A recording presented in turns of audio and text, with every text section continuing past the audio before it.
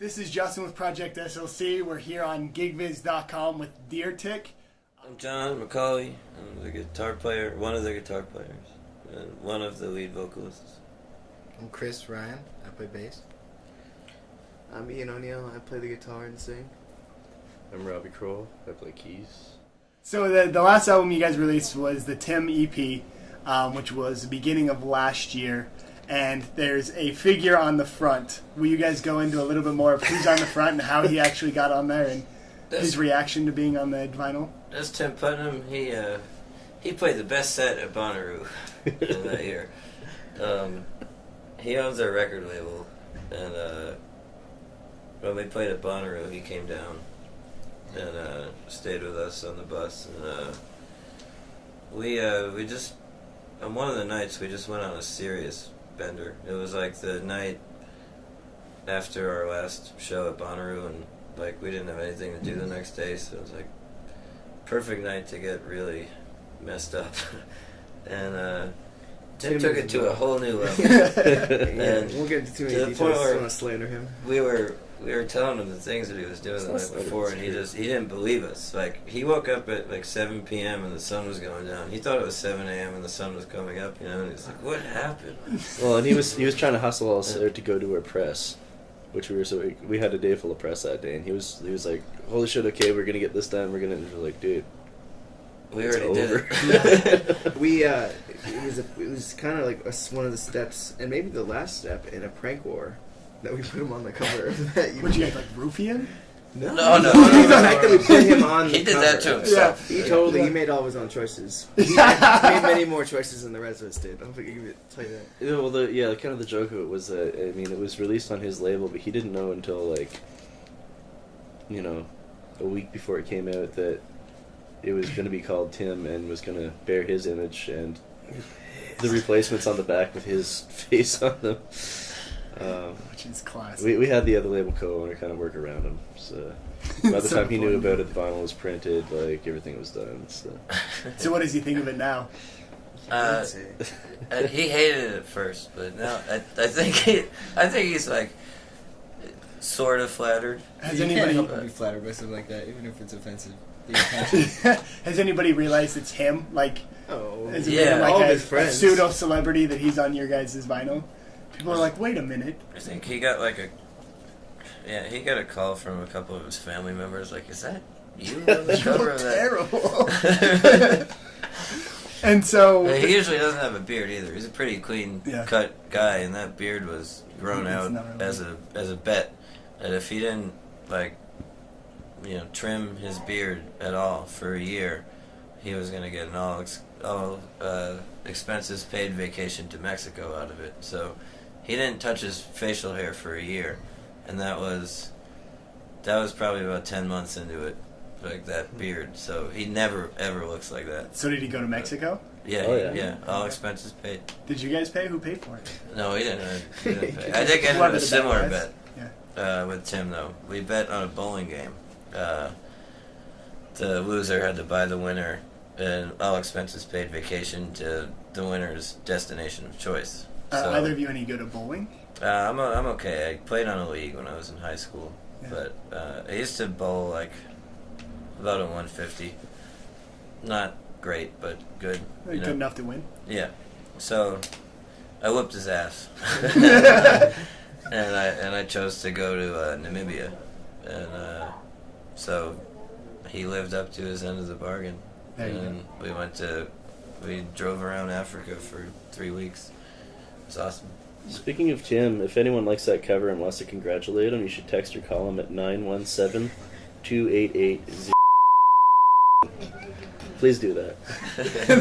I really hope that happens. Can you repeat that, Rob? Yeah, and a little bit louder towards the camera over there. That was It's on a sticker on our van. Yeah, it says, how's my driving? And it has Tim's number. Like I was telling you, like the album cover was a part of a prank that giving his phone number away is part of a prank too. Tim Putnam, 1-917-288-0. That is awesome. Tell him we say hello at any hour of the day or evening. So speaking of the last album and the label you guys are currently on, can you talk a little bit more about what you're working on, a tentative time for your new album, and and how the recording process is going for that.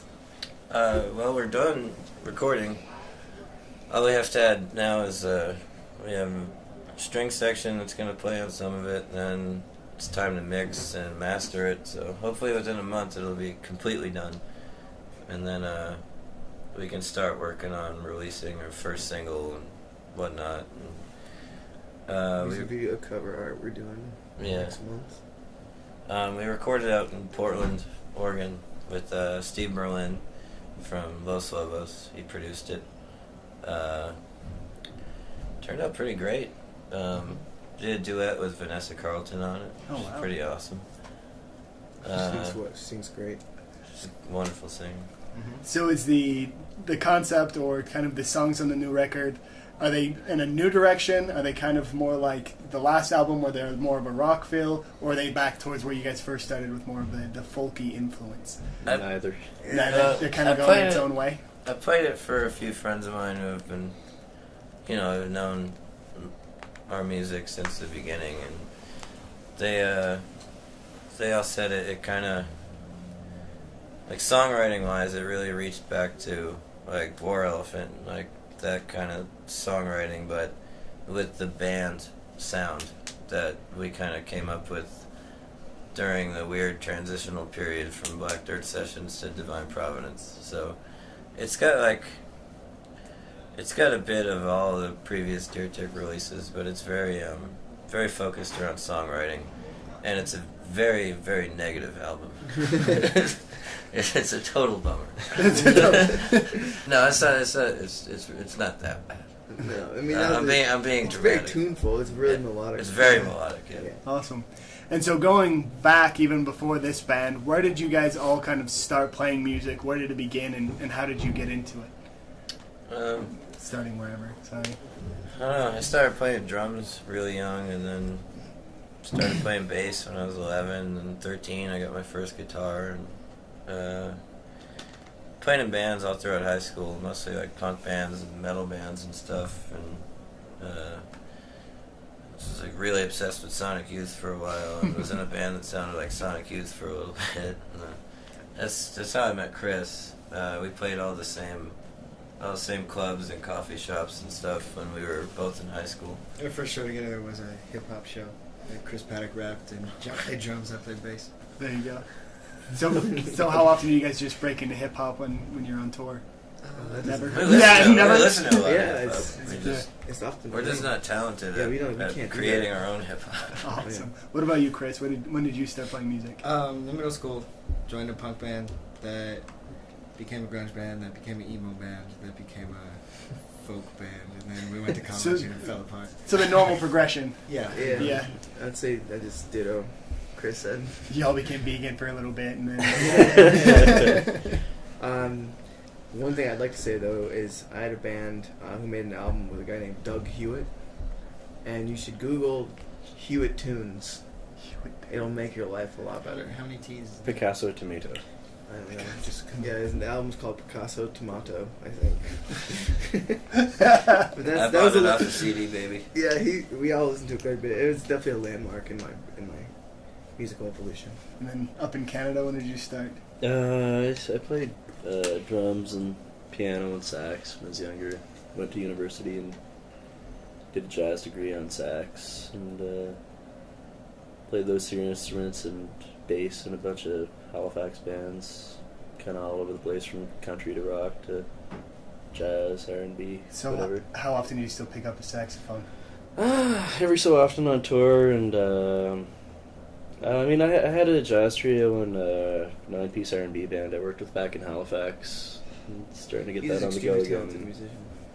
That's Yeah. impressive. But yeah, toured for years with a Canadian band, and then with a band from Arkansas, and then met these guys. That's awesome.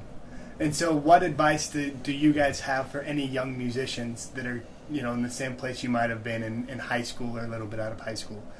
Give up any other prospects that you have. Yeah. If you truly If believe you in want it- to. I mean, don't really, but if you truly know in your heart that you don't suck, then you should give it your all.